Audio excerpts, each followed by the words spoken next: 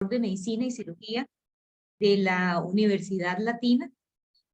Además, es cirujano pediatra que es encargado de la unidad de quemados del Hospital Nacional de Niños y de la rehabilitación de quemaduras. Adelante, doctor. Muchísimas gracias por su presencia y espero un éxito todo siempre. Bueno, el gusto es para mí, Priscila y compañeros. Bueno, yo también he estado involucrado bastante con el Cuerpo de Bomberos. Algunas veces hemos estado en las unidades, pues ahora ya no, pues por cuestiones de tiempo, pero comprendo bastante la labor que ustedes hacen en el día a día. Les escogí esta canción ahí al principio y estaba reflexionando sobre esto, que nosotros debemos estar siempre pues pensando que nos gusta nuestro trabajo, que nuestro trabajo es lo mejor que podíamos haber tenido, pero no solamente por el trabajo en sí, sino que porque tenemos que atender a las personas, que al final es nuestro objetivo, la mejor atención, y ver en cada persona la dignidad que tiene, la belleza de esa persona como ser humano. Entonces, cuando nosotros tenemos esa trascendencia, probablemente estamos haciendo el trabajo mucho mejor de lo que normalmente creeríamos que lo hacemos, ¿verdad? Cuando comprendemos a la persona, los sufrimientos que está teniendo en ese momento por ser víctima de algo, ¿verdad? Y la manejamos de la mejor manera posible. Entonces, bueno, por eso les escogí esta canción al inicio, aunque parece muy romántica, pero está muy dedicada a lo que nosotros hacemos en el día a día. Bueno, la conferencia de hoy es la misma que di para el EMEXPRO a final del año pasado. El doctor Hernández me la había solicitado que la repitiera.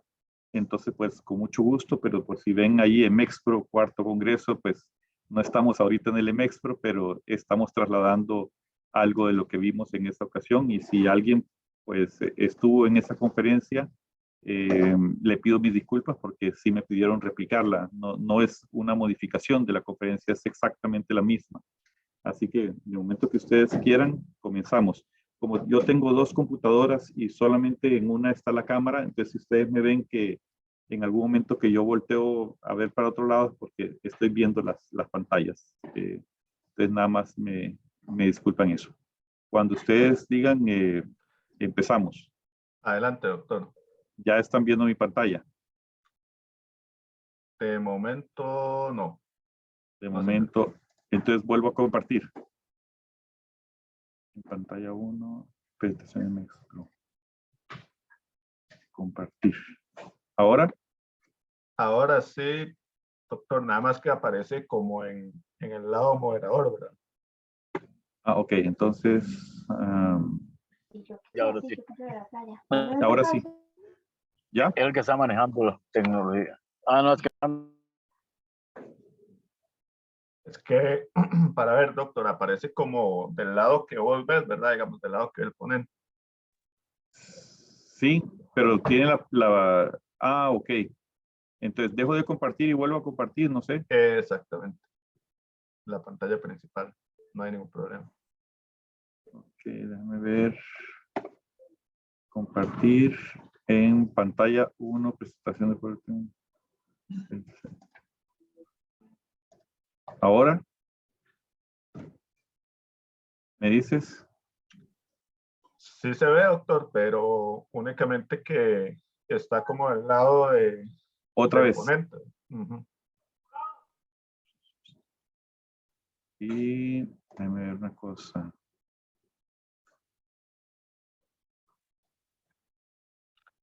Si no, no se preocupe, no hay ningún problema. Igualmente se ve de buena forma.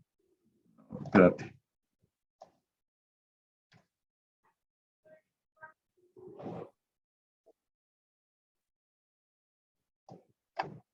Uh-huh.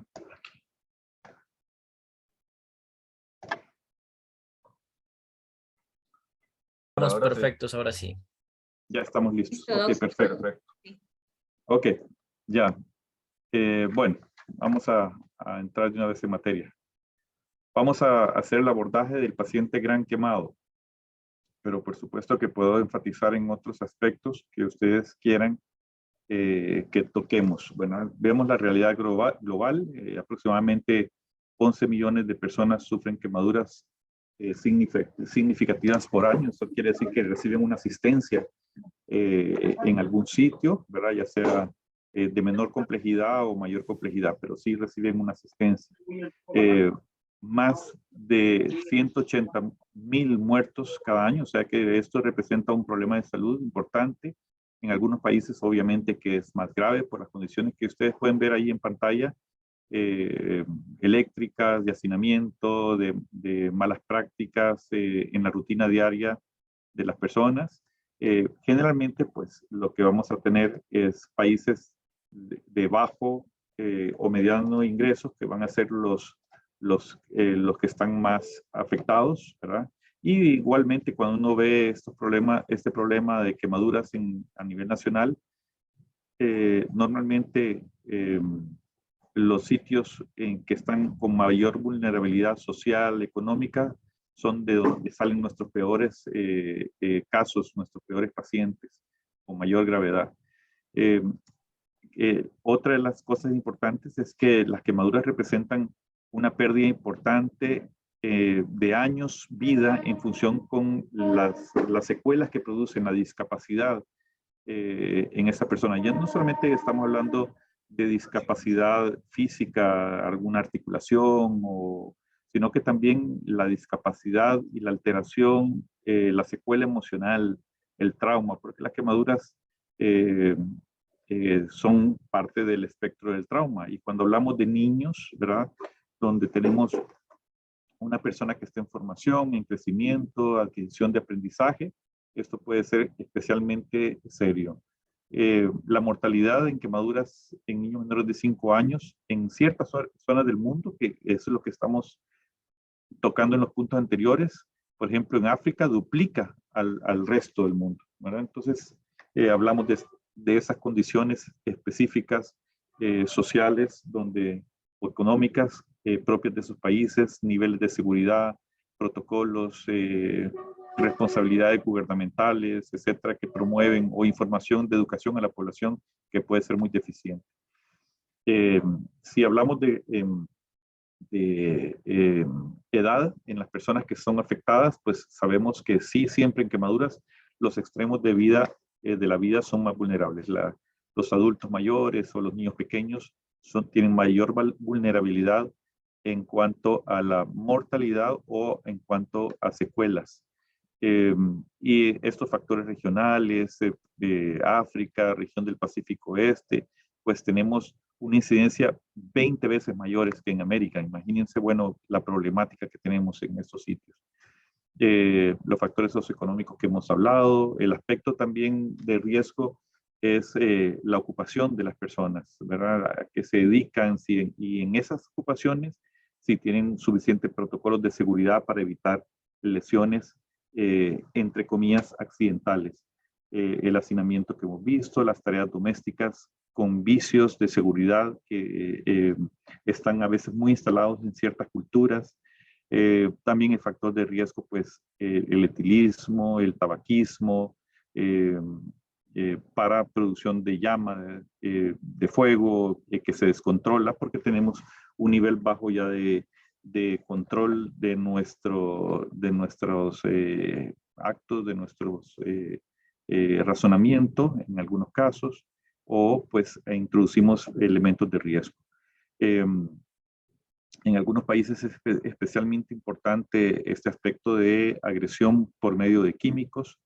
En Costa Rica ha sucedido en otros momentos, pero no es una situación tan instalada como en otras latitudes, principalmente violencia contra la mujer, ¿verdad? El uso de acelerantes en dispositivos domésticos para iluminación o para preparación de alimentos, que también es otro factor de riesgo. Y bueno, nosotros hemos tenido problemas también, deficiente seguridad en los dispositivos de gas, ¿verdad? Que ha sido una lucha fuerte también del Cuerpo de Bomberos, de la dirección del Cuerpo de Bomberos y de la sociedad en Costa Rica, ¿verdad? Aunque nosotros tenemos mejor digamos, mejores protocolos en cuanto a instalaciones eléctricas en el tendido público, pero no es lo que nosotros quisiéramos de todas maneras en cuanto a niveles de seguridad. Muchas veces tenemos problemas, pero si lo comparamos con otros países de la región, pues podríamos estar en un nivel superior definitivamente, pero eso no es el nivel que nosotros queremos. Queremos tener mejores niveles en cuanto a nuestros tendido público de electricidad, pero también deficiente seguridad o a nivel doméstico en nuestros hogares, ¿verdad? Tanto en la parte del gas como en la parte eléctrica, sobrecarga de tomas, etcétera, el problema que nosotros día a día estamos viendo. En el manejo prehospitalario, pues sí, es importante el manejo prehospitalario para contribuir a la sobrevida de nuestros pacientes. Y uno siempre habla pues de esa hora dorada, ¿verdad? Entonces ojalá que podamos tener en quemaduras siempre pues es importante esa atención inmediata, la capacidad de tener un soporte vital avanzado, disponible, accesible para nuestra población y poder tener una transferencia precoz a un centro de atención y ojalá a un centro de atención especializado. Algunas veces sí tenemos problemas con eso, principalmente cuando las lesiones ocurren ya, digamos, en la noche o ocurren en lugares muy alejados, tal vez con un clima no tan favorable para el transporte aeromédico. Entonces, las transferencias ya no se hacen tan precozmente. Las quemaduras pues también provocan esa pérdida de años de vida ajustada en función de esa discapacidad que producen. Y generalmente pues tenemos quemaduras no fatales y esas quemaduras no fatales nos causan, digamos, mucha secuela y principalmente vamos a tener hospitalización prolongada, que las quemaduras están muy relacionadas a eso y no solamente es hospitalización prolongada, sino que esas personas están expuestos a múltiples procedimientos quirúrgicos. No es una curación y se acabó, sino que pueden ser 5, 10, 20 cirugías en una persona en un periodo de tiempo corto. Digamos, por decirles así, una cirugía cada cuarto día, ¿verdad? Entonces tenemos, y si vemos que las hospitalizaciones pueden a veces hasta durar meses, entonces pues tenemos esa consecuencia a partir de las quemaduras. Las lesiones en áreas expuestas de la piel que causan deformidad o desfiguración, puede ser la parte puramente estética, como podemos decir en este cuello. ¿Verdad? Aquí tenemos en la parte del mentón, el cuello, vemos que prácticamente ya es una sola línea con el tronco y esta podría ser una retracción tan severa que eventualmente jale más la cicatriz y peguemos el mentón con el esternón. Entonces tenemos desfiguración que no solamente causa, digamos, una alteración funcional, sino que también una alteración en la presentación a la sociedad. Entonces tiene múltiples importancias. La discapacidad de todo tipo y posteriormente una estigmatización de la persona y obviamente que el rechazo, que es como la situación del día a día de estos pacientes. ¿Qué nosotros podemos contribuir para una mayor sobrevida y menor consecuencias de enfermedades y lesiones? Pues manejo precoz de la disfunción hemodinámica. Los grandes quemados prácticamente está unido, gran quemado con alteración hemodinámica, la posibilidad de tener un buen manejo respiratorio en nuestras unidades y hacer esos protocolos, aplicar esos protocolos de reanimación lo más tempranamente posible. Ya los hospitales, pues hay otras cosas que tienen que hacer, pero que no van tan relacionados con la parte prehospitalaria como la parte del tratamiento de cirugía rápido, efectivo, no dejar las cosas para después, que muchas veces sucede. Vamos retrasando los tratamientos y entre más precozmente lo hagamos, mejor le va a ir al paciente, el control de las infecciones y nuestra nutrición. Pero nosotros nos vamos a enfocar principalmente en estos 3 aspectos que les puse en la parte de arriba. El objetivo de la asistencia prehospitalaria, en un principio, pues detener el proceso de combustión. Si el paciente o la persona todavía está en contacto con el agente que está causando la quemadura, pues tenemos que apartarlo de eso y detener ese proceso. Prevenir lesiones que sucedan secundario al shock que se puede presentar y prevenir posteriores complicaciones. Entonces, en ese sentido, si nosotros hacemos, entre más rápido hagamos la atención de este paciente y de esas lesiones, eso sí limita significativamente que esa quemadura profundice, ¿verdad?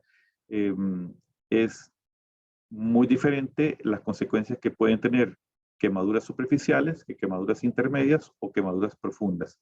Y esa profundización puede ser dada por el mismo proceso de combustión o el proceso de quemadura o por los manejos que nosotros hagamos o dejemos de hacer, ¿verdad? Entonces, tenemos que estar bien claros en cuáles son los manejos que nosotros tenemos que aplicar a estos pacientes.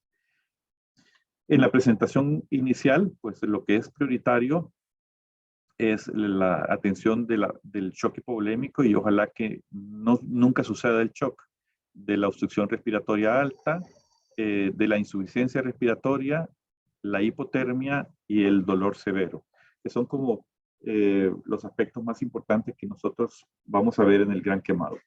Y puede ser alguna de esos, 2 combinaciones o todo, ¿verdad? En este paciente con quemaduras de consideración. Vamos a comenzar valorando el tratamiento, el paciente y hacer el tratamiento efectivo. Vamos a valorar la escena, vemos si hay algunos otros riesgos asociados en esa escena donde nosotros tenemos que rápidamente proceder a la extracción para evitar más lesión, ya sea de su piel o de su vía aérea. Detenemos el proceso de quemadura, vamos a hacer la cobertura de las lesiones, valoramos el ABC, ¿verdad?, del paciente, vía aérea, respiración, la circulación, vemos si tiene algún déficit neurológico, exploramos por lo menos lo más rápido posible las lesiones, que no se nos escape nada. Vamos a ir valorando la severidad de estas lesiones.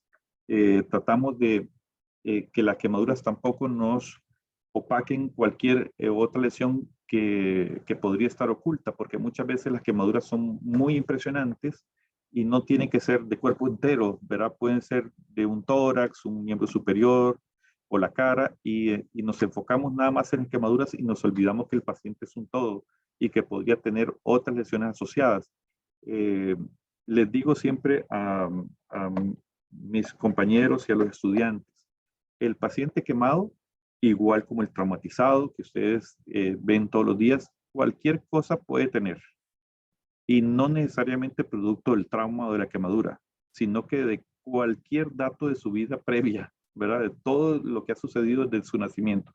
Puede ser un paciente que tiene malformaciones cardíacas, puede ser un paciente que tiene una condición aguda, una intoxicación X, o puede tener un infarto de miocardio en ese momento, o puede tener una infección, ¿verdad? Que venía de hace algunos días, normalmente es un paciente sano, y entonces tiene alguna limitación ventilatoria. Ahorita acabamos de ver un bebé de 2 añitos, hijo de inmigrantes que están pasando apenas la frontera con Panamá, llegan a Costa Rica, se queman en una cuartería y el niño ingresa a la unidad y tiene una neumonía, prácticamente todo el pulmón izquierdo agarrado con una neumonía. Entonces, no es un paciente con el que nos sintamos cómodos como cuando operamos un paciente electivo que no tiene que tener fiebre, no tiene que tener ningún problema para operarlo, que esté en las mejores condiciones. Los pacientes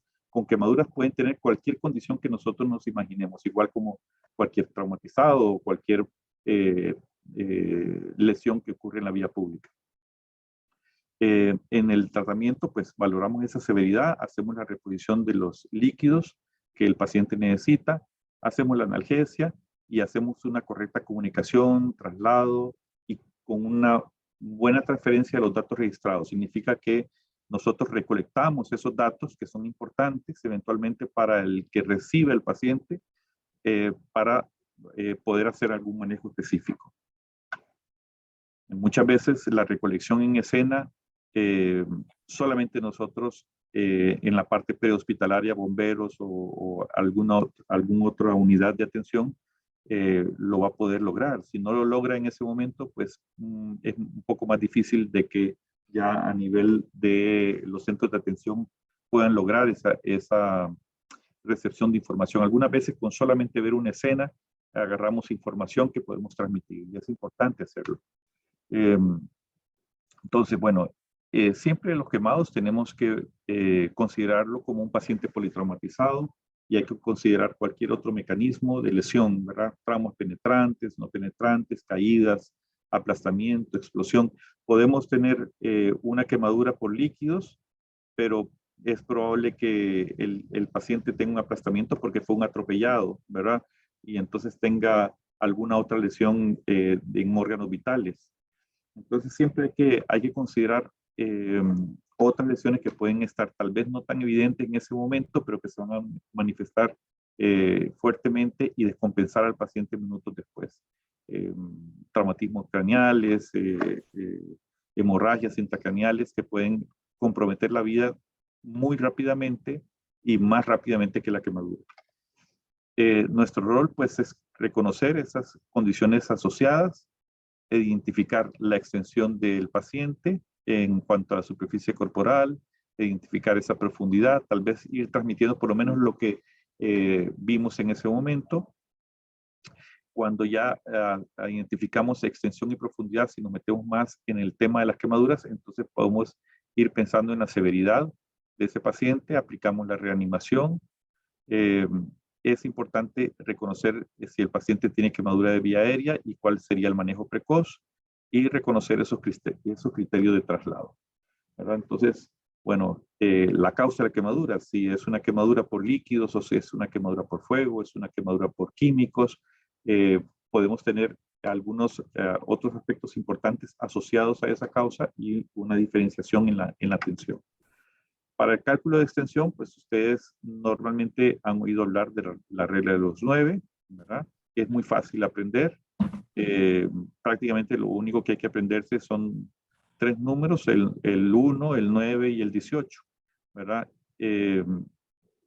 Entonces tenemos que la cabeza, aquí lo tengo en 2 mitades, 4,5 la parte hacia la anterior y 4,5 la parte posterior. En total, cabeza que representa 9, pero no piensen solamente en cabeza.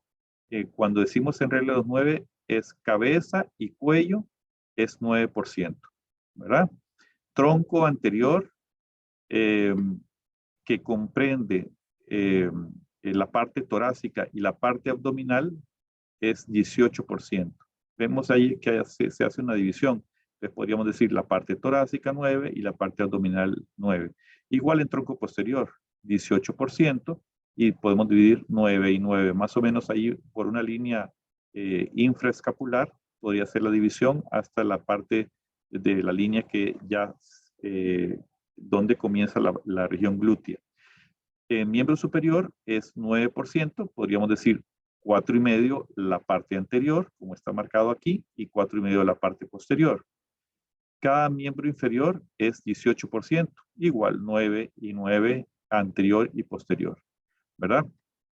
Luego se ha utilizado siempre como un auxiliar en esta evaluación en la superficie palmar de la mano. Esto no, ¿verdad? No vamos a utilizar la palma, sino que se refiere a toda la superficie palmar de la mano. Entonces, normalmente lo que hacemos es que, a diferencia de esta foto, este dedo pulgar debería estar pegadito aquí para que se vea como un solo segmento, ¿verdad? Esa superficie palmar con todos los dedos juntos, incluyendo el pulgar, es un 1% y lo podemos utilizar para ver esas quemaduras que tal vez ocupan zonas pequeñas en diferentes áreas y todas van sumando. O podríamos utilizarlo no para ir sumando todo una gran extensión, sino que tal vez es el tronco posterior, todo está quemado, excepto una área aquí que podría ser un 1% o 2%. Entonces podemos utilizar la superficie palmar de la mano de la persona que estamos evaluando, no la de nosotros, porque las superficies palmares son adecuadas al tamaño de cada persona, cada uno tiene su propia extensión. Entonces, decir, bueno, lo puedo utilizar para sumar pequeños segmentos o para restar, ¿verdad? Es un auxiliar. Entonces, tenemos la regla de los 9. Hay otra forma de hacer el cálculo que es la tabla de Looney-Broder, pero eso lo utilizamos más en pediatría, aunque Looney-Broder no la diseñaron exclusivamente para pediatría, sino que comprende desde la persona menor de 1 año de edad hasta el adulto. Aquí lo importante con esta tabla es que nos enseña dos cosas importantes, que hay ciertas áreas del cuerpo, como es la cabeza, el muslo y la pierna, que su extensión, a diferencia de lo que habíamos visto antes, que es siempre la misma, 9, 18, 1, sino esta extensión puede ir variando a lo largo de la vida. Entonces vemos que el niño pequeño, su cabeza representa un gran porcentaje, es un 19% en menores de 1 año. Si uno tiene un paciente pediátrico menor de 1 año con una quemadura en cara, cuello, en cara y cabeza, o sea, en cráneo, podría ser una quemadura tan grave que necesite fluidoterapia, aunque solamente esté quemado ahí, ¿verdad? Pero entonces tenemos que ponerle mucha atención a esas quemaduras en cabeza en edad pediátrica. Vemos que entre el año y los 4, entre 1 año y 4 años es 17%. Eso siempre representa una gran extensión. En el adulto es un 7%, ¿verdad? Que más o menos coincide con la regla de los 9, porque si le agregamos el cuello, que siempre es 2%, entonces ahí tenemos el 9. Pero aquí en esta tabla nos está enseñando de que hay zonas que varían.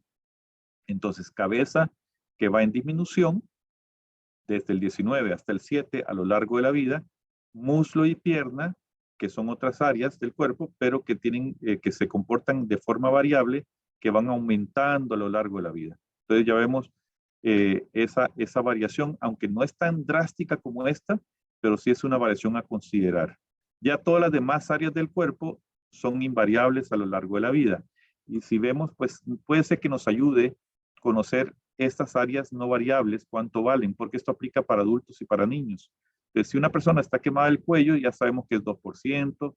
Tronco anterior, según Looney-Broder, que hicieron mucha investigación en cuanto a comparar diferentes edades, establecieron que todo el tronco anterior valía 13% a diferencia de lo que se estableció en regla de los 9, que era 18. Tronco posterior, todo el tronco posterior, 13%. Ellos además consideraron de que era mejor hacer pequeñas áreas, como vemos aquí, miembro inferior, que anteriormente en regla de los 9 era un todo, desde glúteo hasta el pie completo, es un todo que vale 18. Ellos hicieron divisiones, cada glúteo, cada muslo, cada pierna, cada pie, igual en miembro superior, cada brazo, cada antebrazo, cada mano. Entonces vemos que hay diferencias en que los grandes segmentos ahora se hacen pequeños. Entonces cada glúteo vale 2.5. La región genital, igual que en regla de los 9, vale 1. Cada brazo vale 4, cada antebrazo vale 3, cada mano 2,5. Aquí tengan cuidado porque si uno se pone a buscar Looney-Broder en internet y viene de una fuente que no está totalmente corroborado, tienden a hacer intercambio entre estas dos, ponerle al antebrazo 3 y al brazo 4. Tengan cuidado con esto, esto es lo correcto. Brazo vale 4, antebrazo 3, y esos errores ya yo sé de dónde vienen, de una página que es bastante famosa y que lo intercambió, ¿verdad? Yo le dije al dueño de la página que estaba en error, pero no lo han corregido. Entonces, de ahí se basó para que muchos sitios volvieran a caer en el error. La mano vale 2,5 en total, ¿verdad? Ya les había dicho que la superficie palmar vale 1, pero si uno cuenta el dorso, vale un 1%, y todos los pliegues le suma el 0,5%. Por eso es que la mano vale 2,5 y cada pie vale 3,5, ¿verdad? Entonces, esto es importante. Si ustedes tienen esta tablita, normalmente, bueno, lo que hacemos es que nos aprendemos las zonas no variables, que son las que están en blanco, del primer año, por decir así. Eso aplica para todo el resto de las edades. Y sabemos que cabeza va en disminución, de mayor a menor, y muslo y pierna, que es variable, van en aumento. Entonces, yo les recomiendo que utilicen esto. No es exclusivo de pediatría porque está la parte de adulto y lo pueden utilizar. Normalmente da mucha más seguridad en el cálculo. En cuanto a profundidad, tenemos que siempre considerar, bueno, ¿qué factores hacen que una quemadura sea más profunda? Pues sí, definitivamente que la temperatura de exposición, la duración del contacto, no es lo mismo estar en contacto con algo caliente durante milisegundos que durante segundos, varios segundos o más tiempo. El grosor de la piel también, no es lo mismo exponerse a una temperatura en la planta que en la cara, ¿verdad? El grosor de la piel en diferentes partes del cuerpo va teniendo variación. Se dice que en las palmas y en las plantas tenemos el mayor grosor de la piel dependiendo de un gran grosor de la epidermis. O sea, que este estrato córneo, esto que estamos tocando, es la epidermis. Y en el dorso del tronco, en la espalda, tenemos un gran grosor, pero no de la epidermis, sino que de la dermis. Son las dos zonas de piel más amplias de nuestro cuerpo. Y el menor grosor normalmente lo vemos en la cara, en los párpados es el menor grosor, en los dorsos del pie, en los dorsos de la mano. En el cuello también tiene bajo grosor la piel. Y otros factores que hace que pues, aumente la profundidad es cuál es el suministro de sangre que se da en esos sitios. Uno puede tener mayor suministro, por ejemplo, en cuero cabelludo o en áreas centrales que en áreas más distales del cuerpo, ¿verdad? Más alejados del centro del cuerpo, como en extremidades, en los extremos. Entonces vamos a tener menor suministro de sangre, mayor posibilidad de profundización, porque la profundización también depende de cuánto sufren las células que están quemadas, ¿verdad? Si a ellas les llega buena irrigación, buen oxígeno, buena nutrición, puede ser que tengan más chance de sobrevivir que si tenemos menor aporte de nutrientes o de oxígeno. Entonces, bueno, en cuanto a la profundidad, nosotros podemos ver diferentes profundidades dependiendo de los factores que habíamos hablado antes. Las quemaduras de primer grado están mal mencionadas como quemaduras porque en realidad es una pre-quemadura, como cuando casi le metió un gol y no fue gol, ¿verdad? Pues así sería un primer grado. No hay una muerte de células aquí en el primer grado, que es lo que normalmente vemos en la exposición solar o alguna fuente de calor al que nos acercamos durante algún tiempo y tuvimos ese enrojecimiento, ese es el primer grado. Si esto eventualmente produce ampollas, porque a veces nosotros nos toca ver a los pacientes muy rápidamente, prácticamente en el sitio, a los minutos de que ocurren las cosas, y puede ser que veamos como un primer grado, pero que está en evolución, y eventualmente se produce una ampolla, entonces ya no lo llamaríamos primer grado, sino que segundo grado. Esa es como la clasificación más conocida, primero, segundo y eventualmente el tercer grado. Pero ya a nivel hospitalario nosotros la cambiamos y usamos otra clasificación que es la de Benayin, donde tenemos el A y el AB, ¿verdad? Ambas son de segundo grado. Entonces uno podría ver aquí que normalmente el A es cuando lo vemos las lesiones más rojitas, como esta de acá arriba, o estos espacios de acá, eso es un A. Y lesiones AB son zonas donde hay mayor palidez, ¿verdad? Donde hay menos circulación, porque ya algunos vasos sanguíneos se destruyeron por el proceso de la quemadura, entonces eso lo podríamos llamar AB. Y si ya no vemos palidez, sino que blanquecino, entonces podríamos hablar de quemaduras más profundas. Pero no es obligatorio que ustedes usen esto. Ustedes podrían referirse, digamos, a lesiones de segundo grado. Son lesiones que hay que ponerles atención, que hay que darles tratamiento, que eventualmente hay que sumar y hay que hacerle fluidoterapia si sobrepasan cierta extensión, ¿verdad? Pero si ustedes aprenden a utilizar el A y el AB y a tomar una diferenciación, entonces también lo pueden hacer. Pero bueno, ahora hay más médicos en los hospitales que conocen sobre esta clasificación. Antes prácticamente era imposible hablarle a alguien de A y AB porque eso únicamente se conocía la clasificación de grados, que para nosotros es una clasificación no tan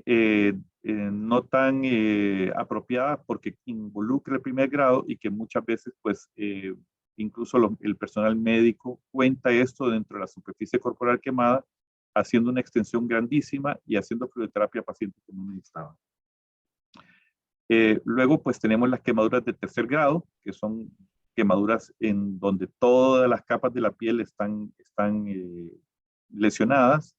Vemos, este fue un paciente que le cayó una moto encima y chiquito, pequeño, y entonces la mufla lo quemó en forma importante. Incluso ven ya como ese efecto de que se encoge, ¿verdad? La piel, como cuando uno pone una carne en el sartén, ¿verdad? En la parrilla donde se va encogiendo, pues eso pasó ahí. Todo está coagulado por debajo, incluso cuando ya quitamos la lesión y le hicimos un corte para ver cómo era por debajo, vemos que no solamente la dermis está quemada, sino que ya involucra quemaduras en la grasa. Esto que vemos aquí es la grasita, está quemado aquí, está quemado acá. Entonces son quemaduras de espesor total, como esto. Aquí no vemos rojo, no vemos si hay un poquito de llenado capilar, no, aquí está quemado la dermis completamente. Y generalmente son quemaduras que si uno las toca, no tiene dolor, ¿verdad? Porque ni siquiera ya los nervios tienen capacidad para transmitir esa sensación.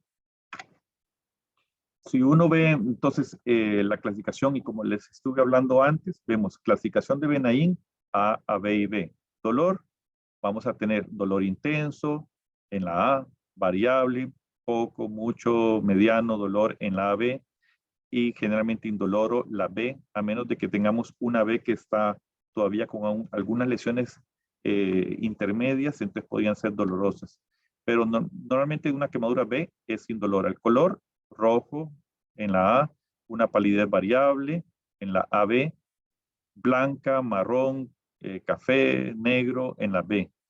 Retorno capilar, o sea, el llenado capilar cuando uno le hace la presión, normal en la A, disminuido en la AB y en algunas veces pues casi ausente, pero mientras haya llenado capilar la podemos llamar AB si este está disminuido. Y en la B obviamente que no hay. Y la piel, bueno, su elasticidad se va viendo comprometida a medida que se va profundizando. Esto es importante porque si tenemos quemaduras que son circunferenciales, o sea, vuelta redonda en una extremidad, en el cuello, en el tronco, y es de tipo A, normalmente la piel es muy elástica y el edema que se va produciendo rápidamente en las primeras horas de la quemadura expande, una tipo A, y entonces no hay un compromiso circulatorio hacia adentro.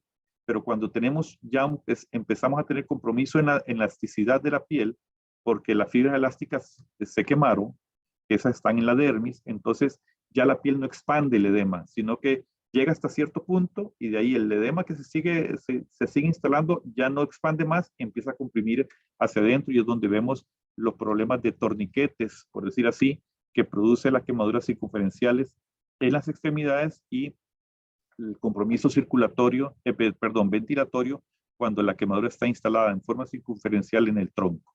Y si es una B, definitivamente que no expande, ya ustedes vieron en la fotito anterior, ¿verdad? Donde más bien se encoge. Si uno dice Boyer, pues segundo grado son estas dos, tercer grado es esta. Hay una clasificación que usan en el San Juan de Dios que era de Converse y Smith, ¿verdad? Entonces ellos hablan de segundo grado superficial, pero en realidad se llama segundo grado A. Aquí pónganlo en minúscula, segundo grado profundo o segundo grado de tipo B, pero en minúscula. Estas son minúsculas. Ahí me disculpan porque lo puse en mayúscula. Mayúscula solamente en esta lo usamos en mayúscula para poder hacer la diferenciación. Pero normalmente lo que van a usar más es la de Boyer, que es grado, segundo y tercer grado. Vea que yo ya eliminé de aquí el primer grado porque más bien nos produce mucha bulla, mucha confusión y la cuentan en la superficie corporal quemada, que es lo que no se debe hacer. Las quemaduras tienen diferentes zonas. Aquí lo podemos apreciar. Vemos zonas A, ¿verdad? Zonas AB, tal vez de palidez variable, y zonas B, que son las más centrales. Las zonas A se llaman zonas de hiperemia, que es lo que vemos acá. En todas las lesiones hay estas tres zonas: hiperemia, estasis o AB, ¿verdad? O segundo grado profundo o segundo grado B, y zonas profundas de espesor total o tercer grado o zona de coagulación, que es donde ocurre la mayor lesión, ¿verdad? En general, las quemaduras que nos dan mayor problema a nivel hospitalario son las de tipo AB y las de tipo B, ¿verdad? Porque son las que tenemos que hacer procedimientos quirúrgicos para recuperar la zona o para quitar la quemadura y hacer un injerto. Aquí vemos, bueno, podemos hablar en extensión. Si nosotros tenemos un tronco posterior que vale un 13%, rápidamente uno puede hacer, digamos, el cálculo de esto. O lo hacemos por medio del método auxiliar, que sería observar qué tamaño tiene la superficie palmar de ese niño, en este caso es un niño, y decir, bueno, cuántas veces cabe esa superficie palmar aquí, ¿verdad? No estoy viendo la superficie palmar, pero lo más probable es que aquí sea un 1, aquí sea otro 1 y aquí sea otro 1, ¿verdad? Entonces sería como un 3%. Pero si lo hacemos calculando con base en la tabla de Looney Brothers, sabemos que esto vale 13%, todo, ¿verdad? Entonces diríamos, bueno, rápidamente, si vemos nada más la mitad, entonces tendríamos un 6,5 aquí y un 6,5 acá. Entonces podemos quitarle área calculando, bueno, cuánto es lo que le falta por quemar, por decir así, y podemos hacerlo así, decir, bueno, aquí falta porque se queme un 3,5 o tenemos quemado un 3%. Lo importante es que cuando nosotros reconocemos que todo esto vale 13%, la extensión de esta quemadura no puede ser más que 13%, está entre 0 y 13. Pero si la limitamos un poquito más y decimos, no, es más o menor a la mitad del tronco, pues es menor que la mitad del tronco. Entonces, nuestro nuevo límite sería de 0 a 6,5. Entonces, podemos decir, no nos podemos pasar de 6,5. Es que muchas veces una quemadura como esta puede venir y decirnos a nosotros a nivel hospitalario, viene un paciente con 8% del cuerpo quemado.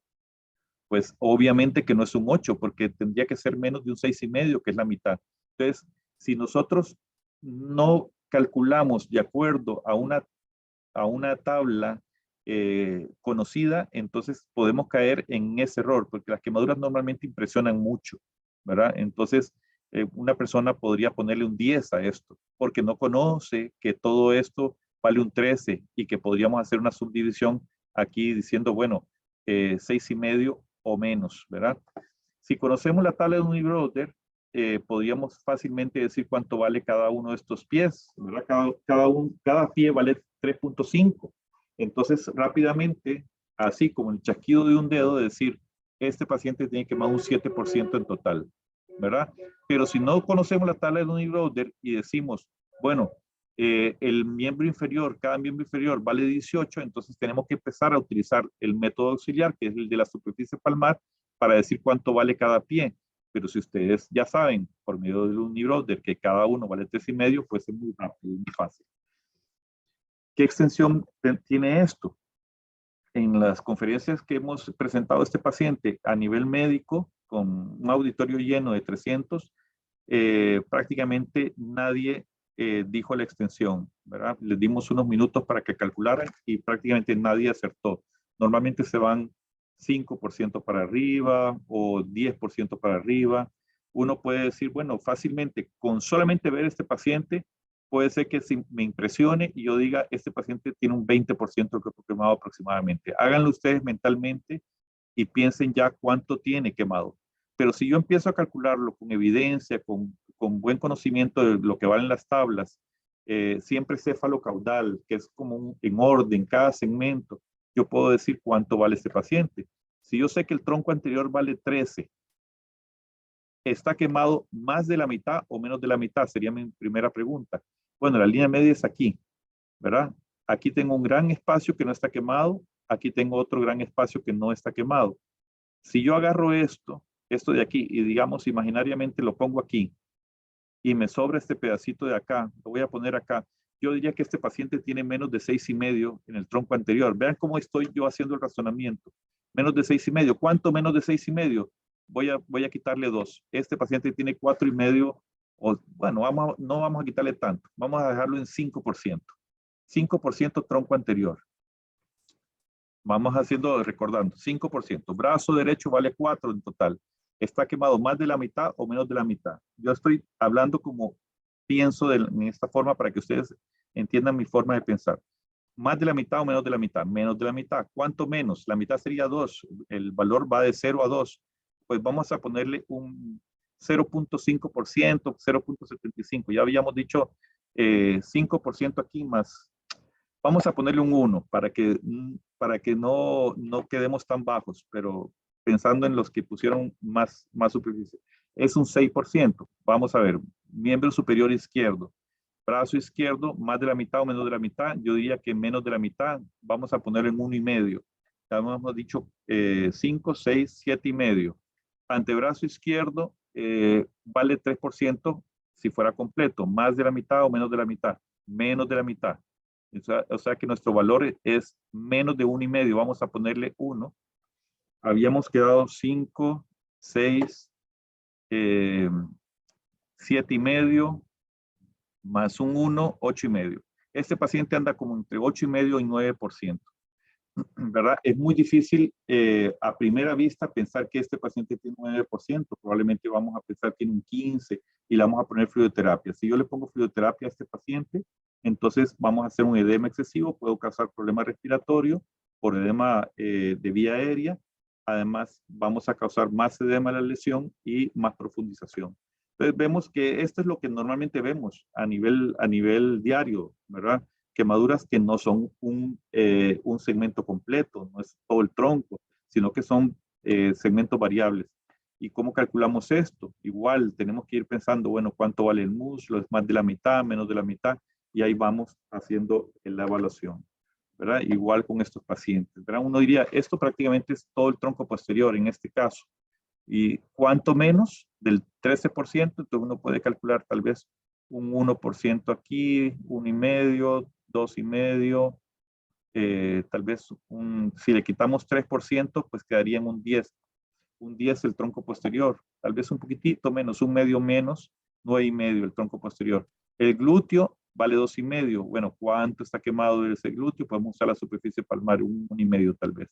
Y ahí vamos haciendo el cálculo de extensión y la profundidad. Este paciente es entre A y AB. Hay zonas AB que son un poco más pálidas, otras que son un poco más rojizas, son A. Pero si queremos decir segundo grado, también está bien. Este paciente tiene zonas hiperémicas aquí arriba que podrían ser un A, pero aquí tenemos una zona que es definitivamente B. Esto es para injerto. Este paciente se asoman, hay unas zonitas como un poquito pálidas, ¿verdad? Podríamos decir que tal vez hay un AB, pero nosotros en toda esta gran ampollota que tiene en el dorso del pie no podemos decir es A, B o qué es, porque la epidermis todavía está ahí y con líquido debajo de la epidermis. Entonces, la epidermis está separada de la dermis con un acúmulo de líquido que es la ampolla. Para poder hacer la evaluación de qué profundidad es, tendríamos que haber quitado todos los restos y ver ya observado lo que estamos observando en estos casos, que estamos observando directamente la dermis. Aquí no podemos decir profundidad, sí puedo decir extensión. Rápidamente les puedo decir si es una inmersión, que creo que eso es un 3,5, más tal vez algunas cositas que se ven por acá y podríamos ir sumando. Ok, en severidad uno calcula, uno relaciona lo que es la profundidad con la extensión, ¿verdad? Entonces uno dice, obviamente, que si un paciente solo es de tipo A, muy superficial, entonces vamos a tener una gravedad que va a ser, digamos, específica de acuerdo a esa extensión. Si es intermedia, vea que aquí 15%, en menos de 15% es leve, pero intermedia, si es AB, ya un 5% o un poquito menor de 5% es leve, pero si ya subimos, ya es un grupo moderado de gravedad, ¿verdad? Y si vamos subiendo, ve que un 20% de tipo AB ya es grave, mientras que un 20% de tipo A es moderado. Y ahí vamos relacionando lo que es extensión con profundidad. Vemos que leve es una B menos de 1%, pero si ya es un grupo 2, más de 1%, 2 hasta 10 es un grupo moderado. Y grave sí es 10%. Entonces, vamos teniendo una gravedad mayor a medida que tengamos mayor profundidad y mayor extensión. Igual, pues la Asociación Americana de Quemaduras tiene también esas clasificaciones de gravedad y asocian ellos también la extensión y la profundidad, pero también algunas otras condiciones, ¿verdad? Como puede ser quemaduras en áreas específicas del cuerpo o por causas, por ejemplo, quemaduras eléctricas o algunas condiciones asociadas, ¿verdad? Entonces ya le imprimimos mayor gravedad al paciente. Y esas gravedades nos van a indicar, bueno, cuál es el manejo que debemos de dar al paciente, ¿verdad? Si vamos a ingresarlo a un centro de quemados, a un centro especializado o a un hospital general o eventualmente manejarlo ambulatorio. Una vez que el hospital decide que se maneja ambulatorio, no lo decidimos nosotros en el nivel prehospitalario. Bueno, ¿qué es un error frecuente? Generalmente pues sobrevaloramos la extensión, lo que yo les había dicho anteriormente, nos impresionamos con la quemadura y hacemos grandes extensiones. Y generalmente pues subvaloramos la profundidad, pero eso no es tan grave como no valorar correctamente la extensión. ¿Y eso conduce a qué? Generalmente a un sobrecálculo del volumen de reposición de líquidos. Si nosotros damos más líquido a los pacientes, entonces producimos más edema, hacemos más congestión. Las quemaduras normalmente cuando ya se sobrecarga y se hace más edema, las quemaduras AB tienden a convertirse en B, o sea, las de segundo grado se convierten en tercer grado y el paciente aumenta su severidad. Entonces, eso es lo que tenemos. Ahí, entre más edema, más dificultad para que llegue sangre a los tejidos, entonces más hipoxia, que es el efecto inmediato, y eventualmente menor aporte de nutrientes a los tejidos que están tratando de sobrevivir. Entonces, ¿cuál es el objetivo de nosotros? Pues mantener ese volumen de sangre circulante que preserve esa llegada de la sangre a los tejidos. Minimizamos esa isquemia y si es necesario dar aporte de oxígeno al paciente y minimizamos también la respuesta que tiene el paciente a nivel inflamatorio, porque a medida que más células se van muriendo, entonces se van rompiendo esas membranas y liberan más mediadores inflamatorios que empeoran todo el panorama de ese paciente. Tenemos que saber que todo este desbalance hidroelectrolítico se produce por una alteración en la permeabilidad microvascular, o sea que en nuestros pequeños vasos sanguíneos, los capilares y pequeñas venas, arterias, con estos mediadores inflamatorios que se liberan, hace que el contenido del líquido que tienen adentro de esos vasos ya no lo pueden retener, aumenta esa permeabilidad.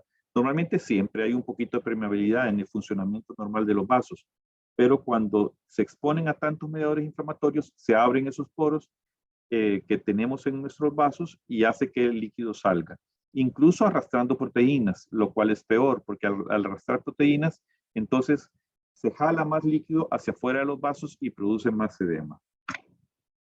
Objetivos, pues, hacer un soporte hemodinámico principalmente en esas primeras 48 horas, que es el periodo máximo de esta alteración, que es como una tormenta que le pasa a nuestro cuerpo. Hay que hacer el reemplazo de esos líquidos que se han ido secuestrados hacia los tejidos produciendo ese edema, entonces hay que hacer reemplazo. Administrar esos líquidos para mantener una perfusión adecuada y siempre pues evitando el exceso de líquidos, habiendo hecho un buen cálculo para evitar que tengamos edemas tisulares, principalmente a nivel pulmonar y cerebral. Hacemos la reposición de electrolitos y de líquidos y bueno, lo ideal es tener pues el acetato de Ringia a nivel hospitalario y administrarlo principalmente en transportes que impliquen más de 30 minutos de traslado. En algunos centros hablan de hasta 1 hora. Normalmente desde el momento en que se produce la quemadura y durante la primera hora podría no manifestarse el shock, pero no nos gusta extremar tanto esto y lo reducimos a 30 minutos. Reposición hidroelectrolítica en quemaduras que sean más del 15%, niños mayores de 1 año, aunque sí tenemos que hacer reposición electrolítica en menores de 1 año con más del 10%. En menores de 1 año con más del 10%. Acuérdense de eso. es una población todavía más susceptible. Y pues la reposición hidroelectrolítica en pacientes que están con evidencia de shock.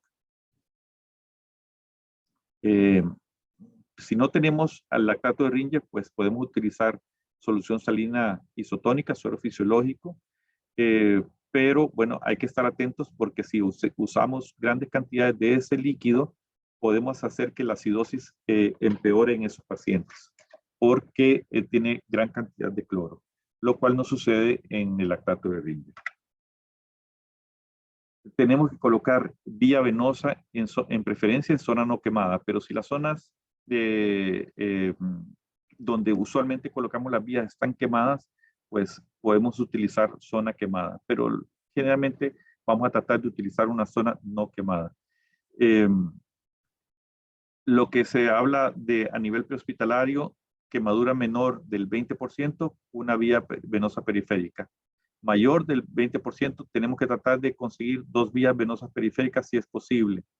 Y si hay imposibilidad técnica para lograr la vía periférica, pues colocamos el catéter intraóseo.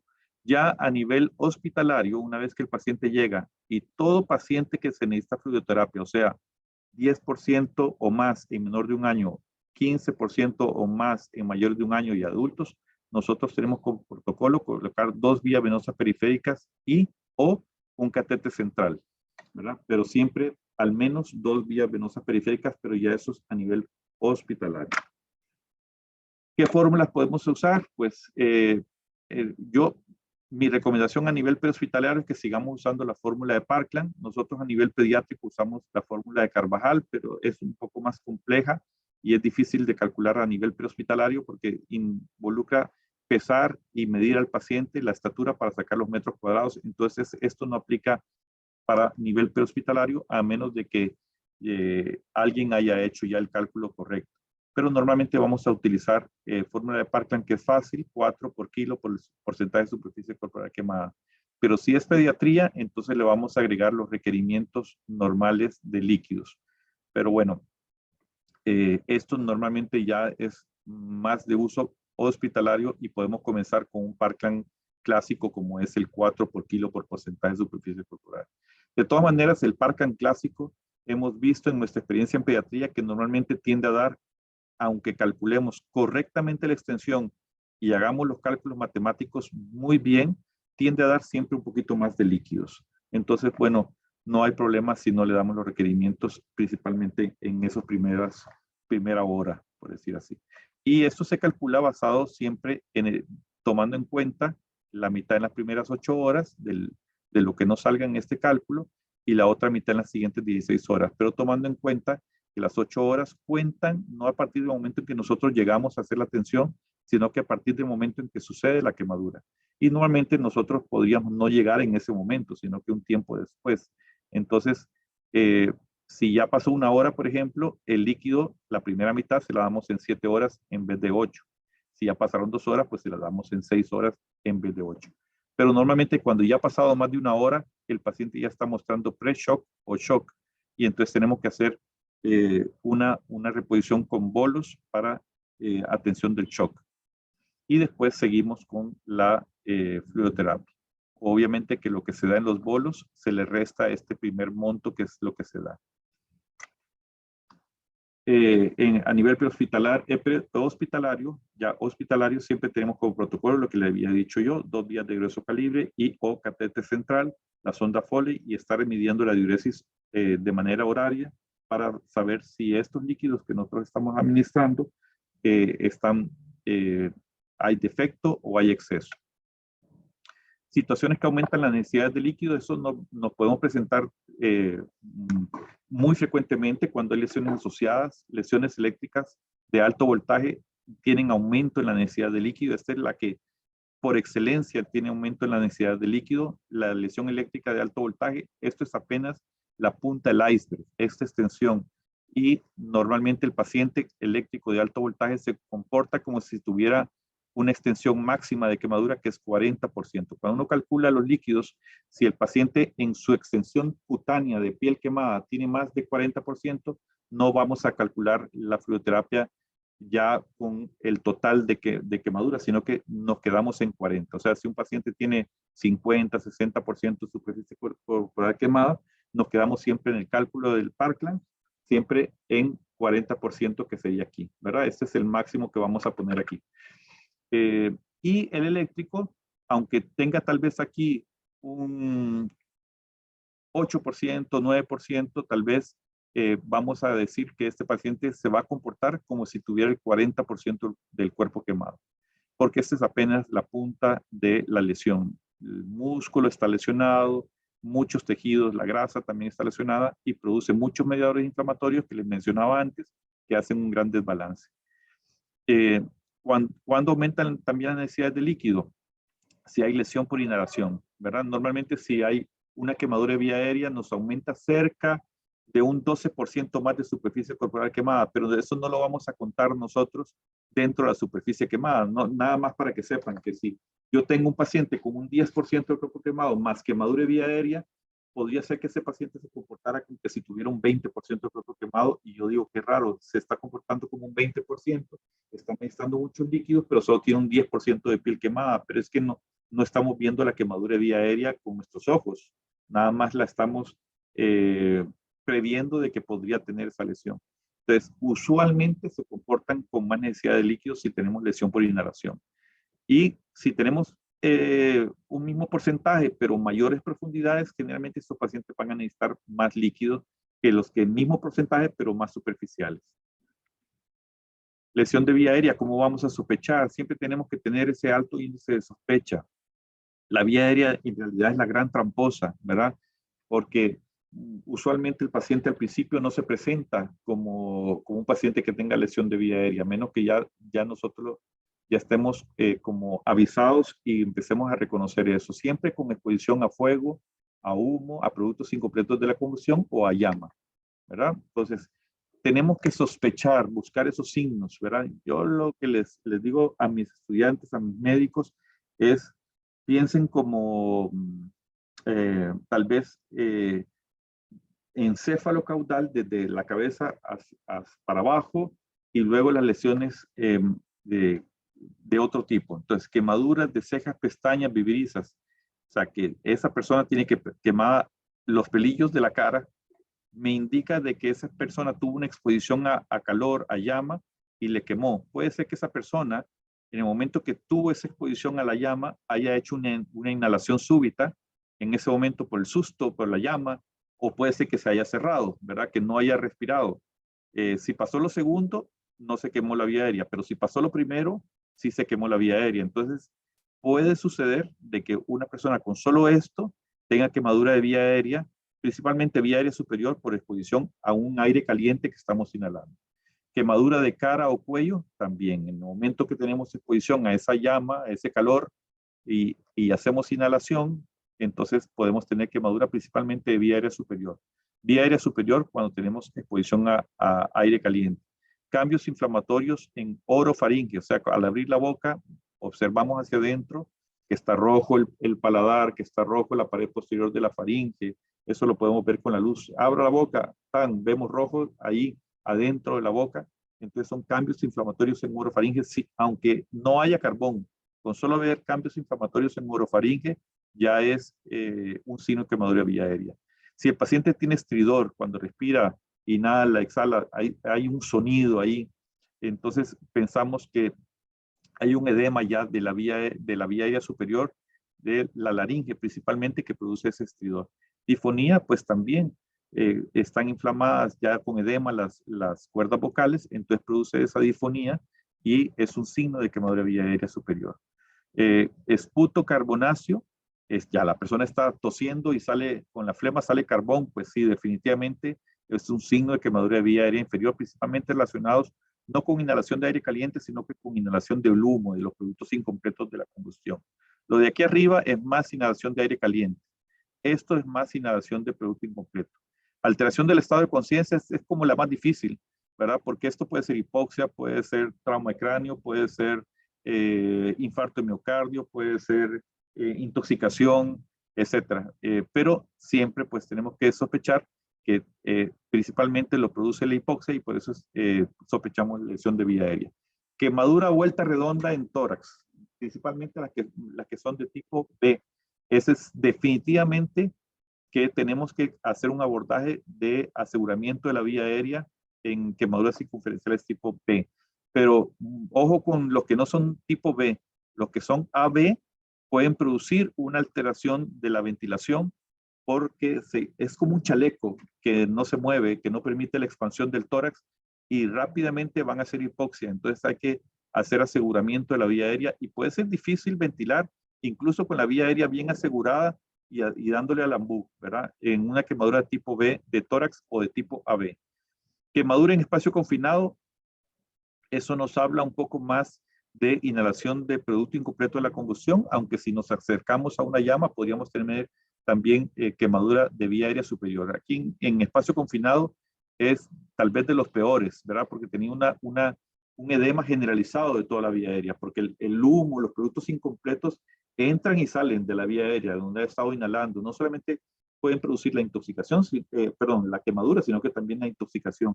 Y la quemadura puede ser desde la tráquea, la carina, los bronquios principales, la pequeña vía aérea. Entonces es muy difícil de manejar a este paciente. Normalmente en la primera hora el paciente va a estar ventilando bien, pero a partir de después de la primera hora se cierra y puede ser que el paciente, aunque lo intubemos, no lo podamos ventilar, ¿verdad? Entonces a todos esos tenemos que administrar oxígeno al 100%, humidificado, ojalá con máscara con reservorio y hacer la intubación endotraqueal. Ante la duda, intubación. No vamos a tener ningún problema si intubamos un paciente que al final no tenía quemadura de vía aérea, pero lo sospechamos. Y después le quitan el tubo y nada pasó. Pero si no intubamos a un paciente, principalmente en esa primera hora, el edema va a progresar. A partir de esa hora va a ir progresando, de manera que ya después va a ser imposible intubar o vamos a tener que intubar con un tubo más pequeño que lo que el paciente requiere y no le vamos a dar el mismo volumen de ventilación. Entonces, entre más pronto intubemos, ojalá durante la primera hora, es mejor para ese paciente y para su pronóstico. El edema máximo lo vamos a ir viendo entre las 6 y las 8 horas. No esperemos a ver el edema máximo, porque entonces es donde ya se deforma toda la anatomía de la vía aérea y es muy difícil intubar o imposible, ¿verdad?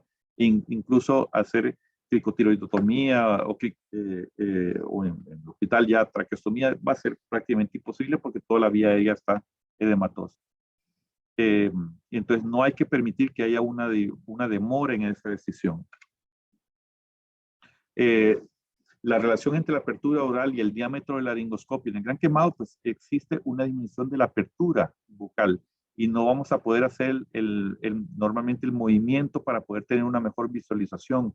Entonces, rápidamente, el edema no solamente de la vía aérea, sino que también de la piel, de la boca, va a hacer que esa apertura se disminuya y entonces ya nosotros no vamos a poder tener una correcta visualización, que es lo que ocurre en el paciente sin lesión o que es abordado tempranamente. Aspectos a considerar entonces, esa disminución de la apertura bucal, que es además un agravante.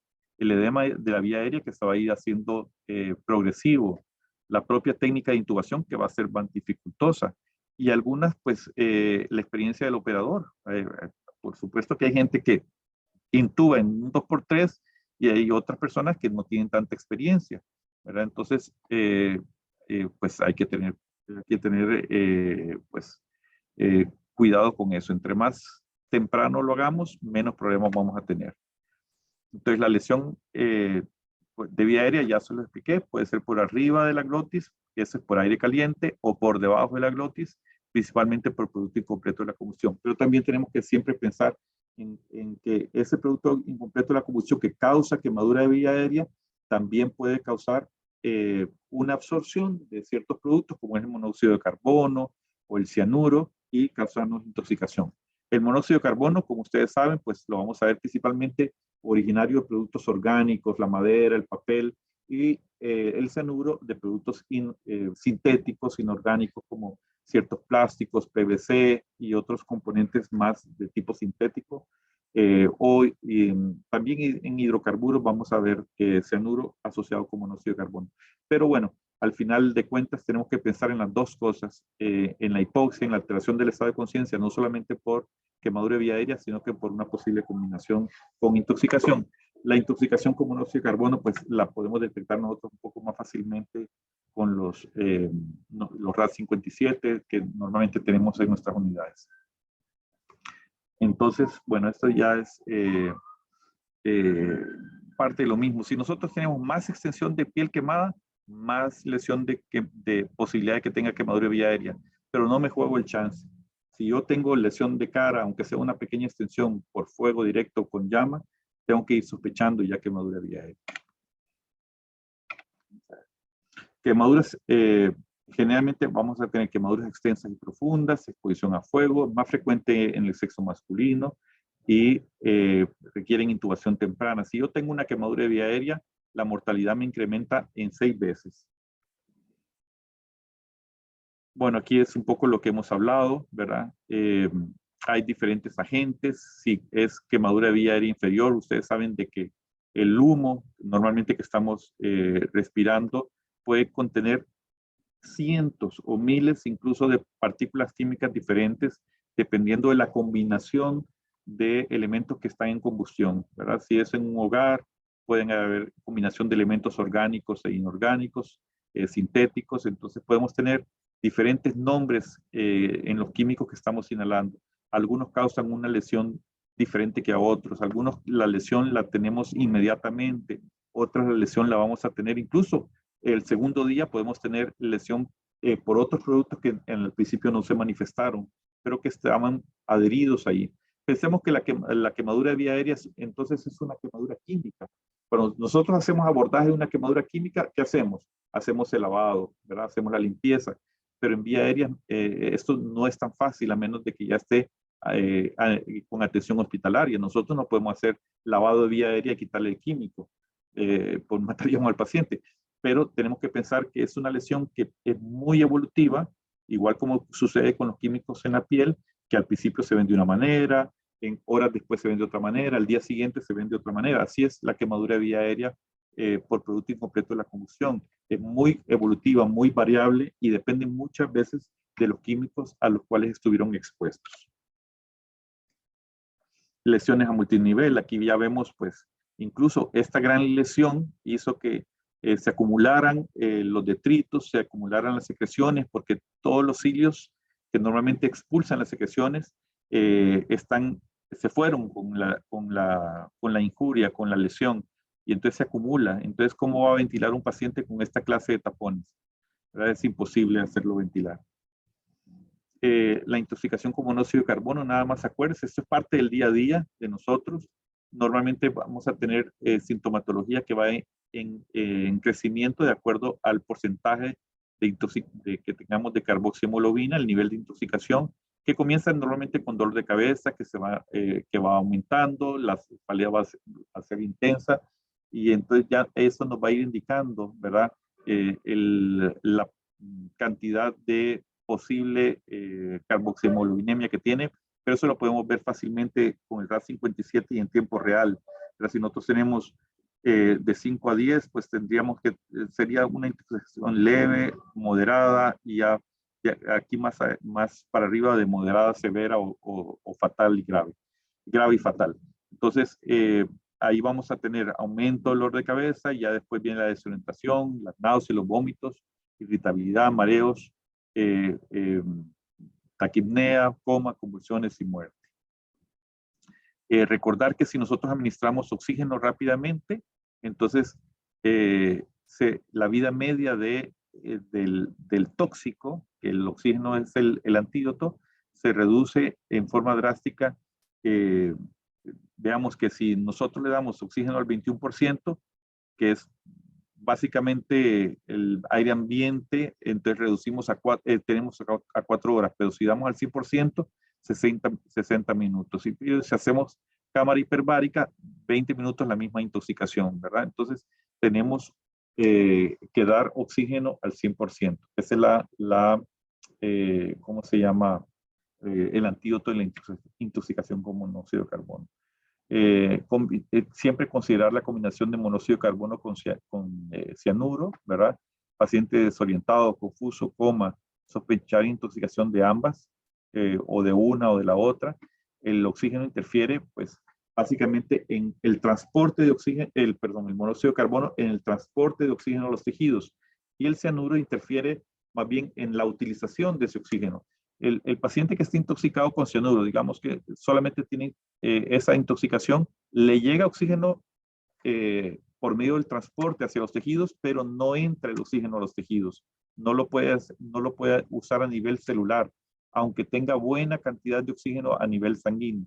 En caso de monóxido de carbono, inhala el oxígeno, pero no lo puede transportar a los oxígenos, hacia los tejidos. Entonces, esa es la diferencia entre uno. Problema de transporte y problema de uso entre las dos, ¿verdad? Y ambas pues, producen hipoxia. Bueno, muchachos y muchachas, tener los pacientes sobrevivientes de quemaduras, poder tener la satisfacción de que hicimos un buen trabajo, eso pues, como se dice, no tiene precio y lo paga todo. Muchas gracias.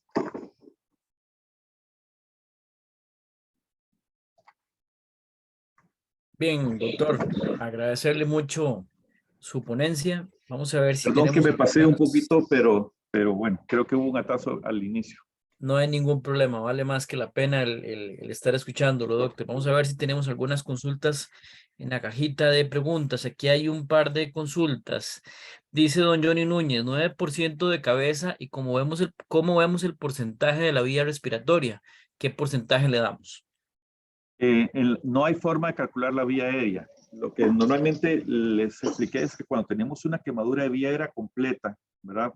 Por producto incompleto de la combustión, el paciente se comporta como si tuviera un 12% adicional al 9%, ¿verdad? Que tal vez hubiese tenido si calculamos solamente la piel.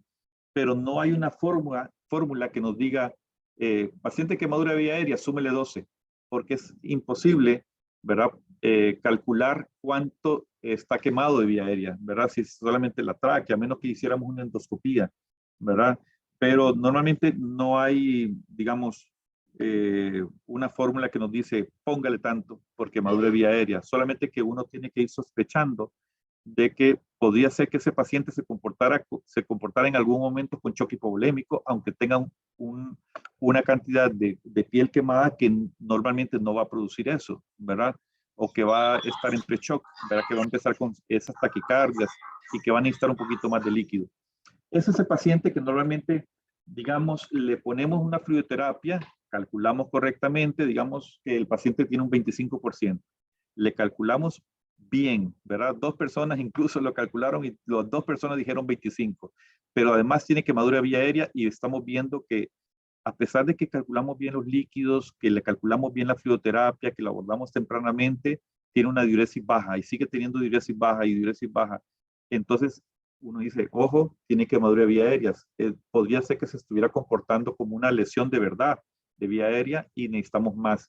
Por eso es que las fórmulas de fluidoterapia, fórmula de Parkland, fórmula de Carvajal, fórmula de Brook, la fórmula que nosotros utilicemos es solamente una recomendación del líquido que nosotros le tenemos que dar. Ahí después nos tenemos que acoplar a lo que el paciente, como una huella digital, cada paciente es diferente al otro, ¿verdad? Algunos responden diferente porque tienen más profundidad y necesitan más líquidos, otros a ese 20% responden mejor, o tal vez les sobra el líquido porque son quemaduras de tipo A, otros tienen más quemadura de vía aérea, otros tienen... Entonces, ahí es el monitoreo continuo el que nos dice cuánto líquido más le debo de poner o cuánto líquido menos le debo poner a esa recomendación original, ¿verdad? Pero eso ya depende del monitoreo. Normalmente en nuestro golden hour, en la primera hora del prehospitalario, que normalmente eso debería ser, le ponemos una cantidad de líquido.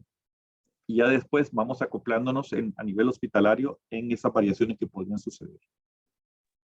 Perfecto, excelente, gracias, doctor. Tenemos otra consulta. El colega Kenneth Umaña nos dice, en primeros auxilios se enseñan a aplicar agua para enfriar la quemadura.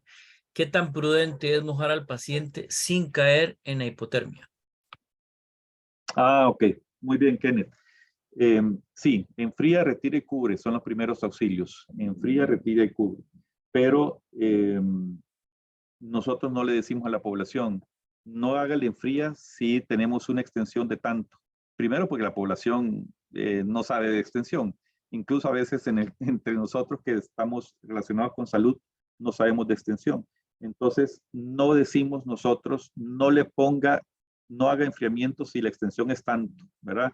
Porque para una mamá puede ser que una mano sea 15%, ¿verdad? Entonces, no le va a hacer enfriamiento a una mano, que es la que está quemada en su chiquito. Entonces, normalmente se dice, pero ya eso es a nivel nuestro, que un 20% o más de superficie corporal quemada no es seguro hacer un enfriamiento porque podríamos conducir a una hipotermia rápidamente, incluso en un país con temperaturas tropicales como las nuestras, ¿verdad? Y eso es muy rápido, ¿verdad? En sala de operaciones, por hacer un lavado con sueros tibios a temperatura corporal, yo puedo pasar de 37 a 35 en 3 minutos, en 5 minutos, y de 35 a 33 en los siguientes 5 minutos. Y si yo ya llego a 33, ya hay peligro de fallo de bomba, ¿verdad? Entonces hay que tener mucho cuidado con eso. En pacientes grandes quemados no se hace enfriamiento y especialmente peligroso a partir del 20%, pero eso no lo puedo mencionar, digamos, en la educación al público en general, porque si no, no le hacen enfriamiento a nadie. Excelente, tenemos otros comentarios. La colega Maribel Rodríguez, gracias doctor por compartir la información. Dalín también dice muy buena la charla. Don Eric Moreno hace una consulta, dice buenas noches, muchas gracias por la explicación. ¿Cuál sería el tratamiento para el paciente intoxicado con cianuro, además del oxígeno? Gracias. Bueno, lo que normalmente es, siempre pues el oxígeno hay que poner, hay un cianokit, ¿verdad? Pero no sé si ya el cuerpo de bomberos tiene el cianokit, es cianocobalamina, que son antídotos ya de uso intravenoso, pero usualmente no hay disponibilidad del cianokit en nuestro medio. No sé si actualmente habrá. En algún momento estuve hablando con Ricardo Fernández sobre eso, si era factible tener los cianokits para esas condiciones. Yo creo que sí hay que tenerlos, ¿verdad? Pero normalmente pues no lo conseguimos en nuestro medio. Que ese es, digamos, ¿cómo se llama? Los medicamentos que nosotros normalmente utilizaríamos, pero ni siquiera en el hospital de niños está el cianokit. Perfecto. Dice don Ronald Brenes, gracias doctor por su aporte oportuno y educativo. Carolina dice, con monóxido de carbono, ¿cómo hacemos para que se transporte mejor el oxígeno suplementario? Pues sí, por supuesto que dar el antídoto, que es la oxigenación al 100%. Y con eso pues podemos hacer que se reduzca rápidamente los niveles de carboxihemoglobinemia. Esa es la acción inicial, rápida y obligatoria en todos. No podemos hacer otra cosa más que eso, ¿verdad? Hacer el aporte de oxígeno al 100%. Si nosotros ya estamos haciendo la atención del paciente, podemos acudir a la cámara hiperbárica. Pero no es un tratamiento de uso prehospitalario, sino que ya es después de una valoración hospitalaria donde puede decidir. Y hay indicaciones para cámara hiperbárica específicas, por ejemplo, embarazo o paciente que está con un infarto en evolución. Hay una lista de indicaciones para cámara hiperbárica en intoxicación con monóxido de carbono. Pero una cosa importante es que el paciente que se intoxica con monóxido de carbono, podría suceder que el monóxido de carbono también entre a nivel celular, no solamente se quede a nivel sanguíneo y haga una intoxicación de otra molécula que se llama mioglobina, que es la que tenemos en los músculos. Que la mioglobina se parece a la hemoglobina, solamente que esta se encarga del transporte de oxígeno desde la membrana celular, que es donde le llega el oxígeno, y ella la lleva el oxígeno a nivel de la célula muscular hacia la mitocondria. Entonces, si la mioglobina está, por decir así, bloqueada por monóxido de carbono, pensemos en que el oxígeno que yo le voy a dar al paciente me sirve para disociar el monóxido de la hemoglobina que está en sangre. Entonces, yo hago que cuando yo le meto, por decir así, a la fuerza el oxígeno, inhalatoriamente al paciente, ese oxígeno me ayuda a desplazar el monóxido que está con la hemoglobina, pero no me ayuda a desplazar el monóxido que está a nivel intracelular con la mioglobina. Entonces, una de las cosas que puede suceder es que yo voy corrigiendo la intoxicación de este paciente porque el RAD57 o la carboxihemoglobinemia lo que me mide es el monóxido con la hemoglobina. Pero ya lo hemos visto muchas veces de que yo hago el tratamiento correcto, posteriormente el monóxido de carbono que estaba pegado a la mioglobina a nivel intracelular se empieza a liberar hacia la sangre y me vuelve a hacer reintoxicación del paciente. Eso se llama fenómeno de reintoxicación. Entonces, puedo yo tener un paciente que está en 15, 20%, por decirlo así. A la hora lo tengo en 10, no, tal vez en 8%, y después lo bajo un poquito más y ya lo dejo en 4, y 3% y ya no tiene cefalea. Lo dejo en reposo una hora, cuando al rato el paciente empieza a decir, tengo cefalea de nuevo, lo vuelvo a medir y está en 10, y ya lo había yo dejado en 4. Ese fenómeno de reintoxicación por monóxido de carbono que está a nivel muscular. Muy bien, gracias, doctor. Tenemos otros comentarios. El colega Ronald Flores dice, gracias, doctor, excelente charla. El colega Carlos Umaña dice que más que decir, excelente por compartir esta capacitación. Muchas gracias, doctor. El colega Marvin Araya consulta, dice, buenas noches, excelente ponencia. Tal vez aclarar un poco sus recomendaciones de medicación o el uso de ciertos medicamentos para sedación, analgesia y paralización para una secuencia rápida de intubación si se considera en este tipo de pacientes. Bueno, sí. Obviamente que en secuencia rápida ustedes son más expertos que yo, pero normalmente usamos sedantes, principalmente el midazolam, y posteriormente podemos usar medicamentos ya más de tipo paralizante. Normalmente usamos el fentanil, usamos también algunos otros agentes bloqueadores musculares para manejo conjunto dolor y paralización muscular. También podemos usar ketamina. No nos gusta usar tanto la succinil, colina, pero ketamina también es agente que se puede utilizar, el ketalar. Pero bueno, eso ustedes son todavía más expertos que yo en la parte de intubación rápida, en la secuencia de intubación rápida. Pero bueno, sedante, midazolam, ketalar o la succi, que son medicamentos que no tienen un efecto tan prolongado, sino que son efectos más rápidos, que se pueden utilizar, no enmascaran tanto otro tipo de lesiones. Cuando usamos un agente paralizante de mayor tiempo de duración, estos son de menor tiempo de duración, efecto más corto. Entonces, midazolam, fentanil, ketalar, es como los medicamentos que son, digamos, más comunes para un proceso de intubación rápida y que tienen un efecto tal vez no tan prolongado y que podrían enmascarar otro tipo de lesiones que son importantes de observar a nivel ya hospitalario. Perfecto, eso también, doctor, nos responde a una pregunta que tenía don Freddy, que nos decía justamente eso, que cuál era, comentar un poco acerca del uso de la succinilcolina también en grandes quemados, ¿verdad?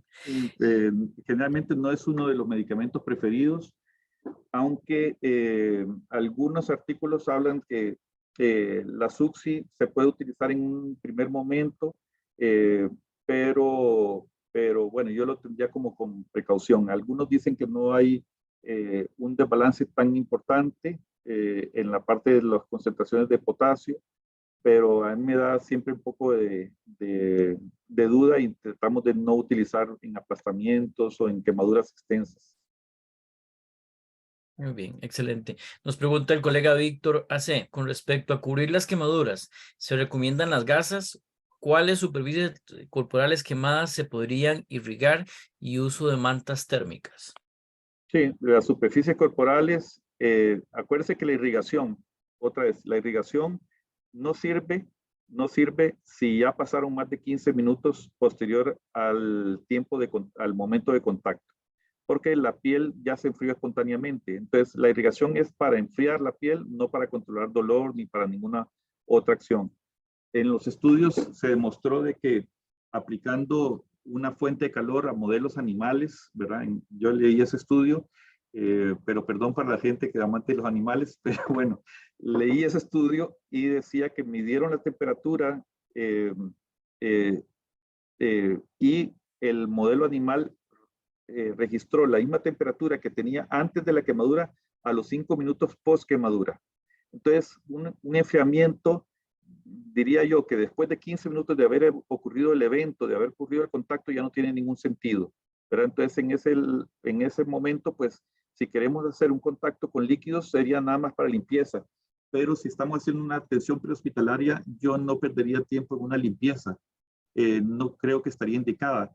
Es muy difícil de que nosotros entremos en esa primera fase de atención que es el enfriamiento, porque normalmente casi que la persona tendría que estar viviendo a la par de la estación de bomberos, ¿verdad? Para llamarlos y que nosotros vayamos rápidamente a supervisar el enfriamiento. Es generalmente una recomendación para la población. Ya cuando han pasado 15 minutos no tiene ningún sentido el enfriamiento, ¿verdad? Porque ya se enfrió espontáneamente y lo que nosotros debemos de hacer es la cobertura. Ya les había dicho antes que no se recomienda enfriamiento a más del 20% de superficie corporal, ¿verdad? Pero eso es para nosotros a nivel profesional. Luego, la cobertura es de todas las lesiones, de cualquier lesión.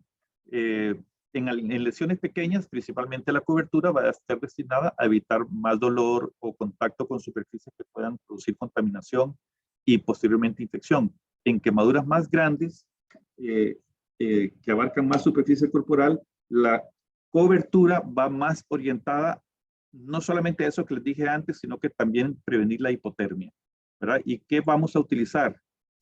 Si son lesiones pequeñas, entonces podemos utilizar algunas gasas o gas en rollo, pero cuando son quemaduras grandes es muy incómodo utilizar ese tipo de insumos. Es mejor tratar de utilizar algún tipo de apósito de trauma, ¿verdad? Normalmente en primeros auxilios lo que nosotros recomendamos a la población es ponga un paño limpio y seco, ¿verdad? El más limpio y seco que usted encuentre a nivel del hogar. Ya cuando hay una atención prehospitalaria formal, entonces podríamos sustituir ese paño limpio y seco o nada que pueda existir con un apósito de trauma, ¿verdad? Que son fáciles de colocar, ¿verdad? Se cierran en una sola capa. Y las sábanas térmicas principalmente para el gran quemado. ¿Cuál es el gran quemado? Usualmente en el mundo se habla que el gran quemado es aquel que sobrepasa el 20%, pero gran quemado yo les diría que es más relacionado con el paciente que sobrepasa 15% en mayores de un año o más del 10% en menores de un año. El menor de un año es más susceptible a la hipotermia importante, por lo tanto con extensiones pequeñas ya mejor pongámosle una sábana térmica. No va a pasar nada si no iba a ser hipotermia, pero va a recibir un gran beneficio. La hipotermia, de todas maneras, si un paciente cae en hipotermia o está en esa tendencia, va a aumentar la acidosis metabólica que va a producir profundización de las quemaduras. Entonces, tratamos de evitar todas las cosas que nos van a hacer un desbalance del paciente y que eventualmente van a producir un peor pronóstico. Muy bien, gracias, doctor. Tenemos aquí comentarios del colega Miguel Fernández. Muchas gracias, doctor. Excelente charla. Y a los compañeros organizadores, Jonathan Chavarría dice, muchas gracias, doctor, por su excelente ponencia. Jeffrey Alfaro, muchas gracias. Buena charla. Y la colega Cintia Quiroz también dice, muchas gracias por su excelente ponencia. Tengo una consulta, doctor. Cuando vimos trauma pediátrico, hablábamos de la importancia de hacer un contacto directo con la unidad de trauma del Hospital de Niños. Aquí hay Sí. colegas de todas las instituciones, no solamente Cruz Roja, bomberos, sino también de privadas, Sí, correcto. inclusive de la gente que atiende pacientes de forma privada. Entonces, Ajá. la consulta es, ¿qué tan importante es poder hacer ese contacto directo con la unidad de quemados, en este caso del Hospital de Niños, para poder pedir ese contacto médico directo? Y si existe algún número que uno pueda tener de contacto. Sí, normalmente cuando nosotros hacemos el traslado de los pacientes a nivel prehospitalario, no van directo a la unidad de quemados. pasan por las diferentes emergencias de los hospitales y van directo a la unidad de trauma. Entonces, la atención que ustedes, la información que ustedes deben dirigir es siempre a emergencias del hospital al que se dirigen, sea cual sea el hospital, y a la unidad de trauma. Posteriormente, unidad de trauma hace el diagnóstico completo del paciente, extensión, profundidad, lesiones asociadas, y se encarga de hacer el llamado a los diferentes médicos de la red que necesitamos que den atención a ese paciente, y ya sea cirujano general, neurocirujano, cirujano de quemados, etcétera, ¿verdad? O el cirujano reconstructivo, dependiendo de las lesiones, ortopedista. Entonces, nunca el paciente va dirigido a unidad de quemados a menos de que haya pasado por ya un centro de atención que haya determinado y haya hecho el enlace con la unidad de quemados para pasarlo directamente. Entonces, digamos, por ejemplo, se recibe el paciente en el hospital de Max Peralta, lo estabilizan y lo dejan internado, pero posteriormente ven que las quemaduras están profundizando, que no les están evolucionando bien, entonces lo pueden dirigir directamente a la unidad de quemados y ya no pasan por emergencias. Diferente es que el hospital Max Peralta recibe un paciente, lo estabiliza, pero ha decidido que ese no va a ser el centro de atención definitiva, sino que el centro de atención tiene que ser el hospital de niños, entonces lo manda por medio de unidad de trauma, ¿verdad? Nosotros, la única manera para recibir un paciente directamente a la unidad de quemados, saltando la unidad de trauma, es que ya el paciente está estabilizado, que habían decidido originalmente que iba a ser un paciente de ellos, y nos hacen una interconsulta ya directa. Entonces, si no, tiene que pasar siempre por la unidad de trauma. Pero de todas maneras, si ustedes quieren hacerme consultas, si evacuar alguna duda, tienen alguna duda sobre algún paciente que no es de unidad de trauma, o que tuvieron tal experiencia y quieren saber, me pueden contactar, me pueden escribir o me pueden mandar un mensaje. Les voy a escribir mi número de celular personalmente, ¿verdad? Entonces ahí ya se los puse. Ese es mi número de celular personal. Ustedes me pueden llamar ahí, se identifican, soy bombero tal, soy paramédico. La vez pasada tuvimos esto, tengo esta duda, pero no va a ser tanto, vea doctor, llevo un paciente al hospital. No, ese es más dirigido a unidad de trauma y los canales normales de comunicación de emergencias. Sí, a partir de la unidad de trauma entonces se van a derivar los diferentes Claro, servicios. la unidad de trauma es el que canaliza a las diferentes áreas de especialistas del hospital, qué es lo que necesita ese paciente. Pero ustedes igual, como hacen bomberos, nuestros compañeros, la vez pasada tuvimos este paciente así, fue manejado de esta manera, podíamos haberlo hecho diferente o una recomendación, entonces ya podemos conversar o intercambiar información.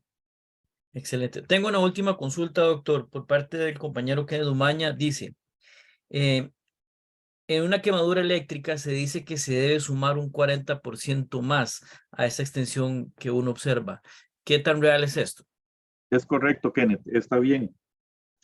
Lo hemos hecho de dos maneras, ¿verdad? Porque en eso todavía falta mucho consenso. A veces no hay un protocolo definido, y en fluidoterapia es recomendación. O le sumas 40% o le pones la extensión al paciente y le subís ¿cómo se llama? En la fórmula de Parkland le subís la constante. Entonces, en vez de calcularlo a 4 por kilo, por porcentaje, le pones 8. De 8 por kilo por porcentaje real. Pero digamos, ese paciente que tenía un 9%, por decir así, esa axila que habíamos visto ahí antes, le pone 9 por kilo por 8.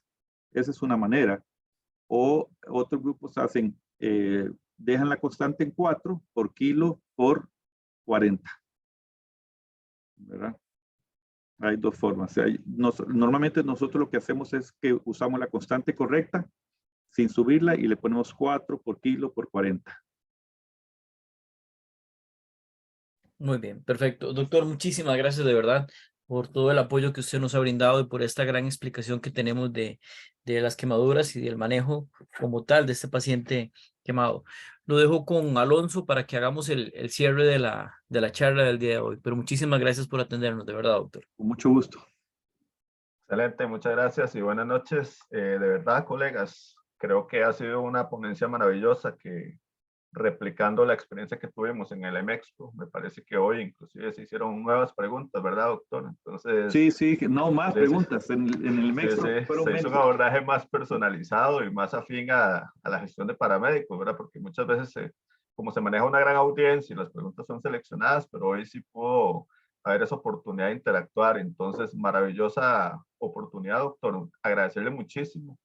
Esperemos, bueno, esta será la primera, pero no, esperemos que no sea la última participación suya, ¿verdad? Queda con las puertas abiertas y definitivamente y de todo corazón le agradecemos el espacio. Sabemos su apretadísima agenda, tuvimos que, bueno, andar ahí detrás porque sabemos que es una persona sumamente ocupada y esperemos tener en un futuro, ¿verdad? No muy lejano, nuevas participaciones suyas. De verdad, muchísimas gracias y ya lo dejamos con Priscila. No, con mucho gusto. Muchísimas gracias a todos. Buenas noches y nos vemos para la próxima sesión que ya estaremos avisándoles. Bueno, muchas gracias y gracias por invitar.